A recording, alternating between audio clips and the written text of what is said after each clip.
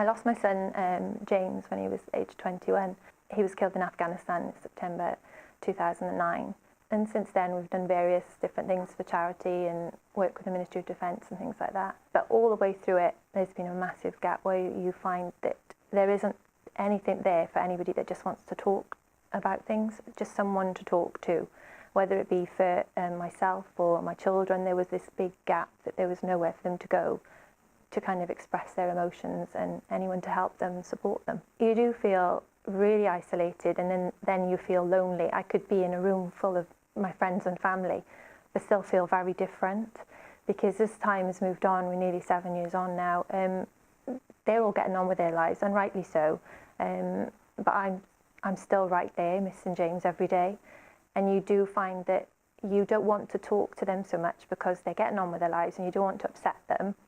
So then in turn, then you kind of isolate yourself and you don't know who you can talk to then. You just feel like you don't fit anywhere anymore.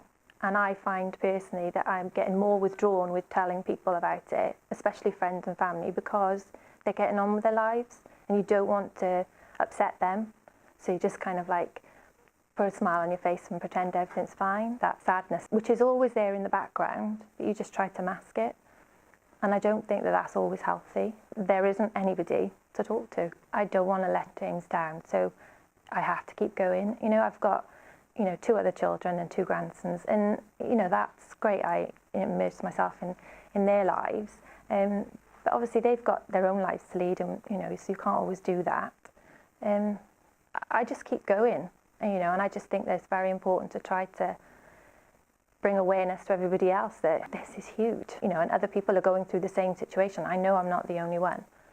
So to try to help someone else or listen to someone else would help me, I think. I think people, loneliness for everybody, I think, is means a different thing.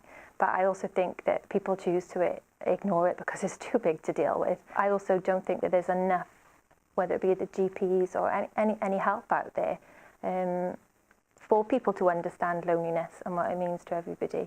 And there's not enough awareness of it. I think this project is massively important. It could potentially save lives. When people get lonely and they feel that they're not being listened to, they're either dependent on drugs, which doctors, I feel, prescribe too easily for something like this, or they're self-harming and ultimately could harm themselves and kill themselves.